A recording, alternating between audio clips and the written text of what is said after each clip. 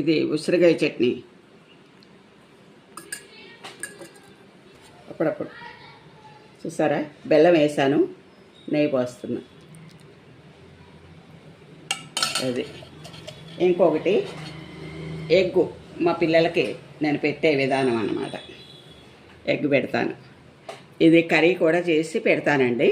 మామూలుగా వాళ్ళు ఏంటంటే ఈ కారప్పొడితో తినేస్తారు. కారప్పొడి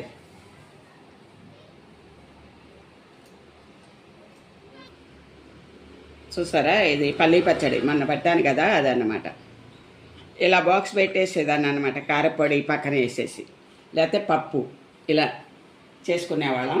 ఇలా పంపించేదాన్ని అన్నమాట. ఏదో ఏ కర్రీ ఉన్నా అట్లా ముద్ద చేసేసి కర్రీ పక్కన వేసి అదే బాక్స్లో వేరే పెట్టేసి పంపించేదాన్ని. ఎగ్గును అది. ఇంకా ఇది తింటే ఏమవుతుందో చెప్పండి, మనకు రైస్ అక్కర్లేదండి, హాయిగా ఉంటుంది ప్రాణానికి. మన ఆరోగ్యం కూడా మంచిగా ఉంటుంది. ఇలాగే రోజు చేసుకోండి. ఇదే పద్ధతిలో రోజు తింటా నేను. ఇంకా మొదలన్నమాట, ఈ రోజు నుంచి స్టార్ట్ అవుతుంది మాకు.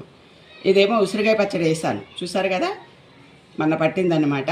ఇది పల్లీ పచ్చడి మొన్న పెట్టాను కదా ఛానల్లో, మీరు వీడియోలో చూడండి.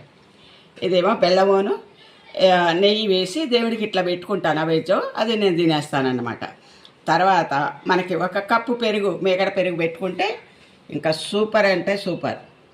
అది కూడా పెట్టినా మీకు చూపించడానికి.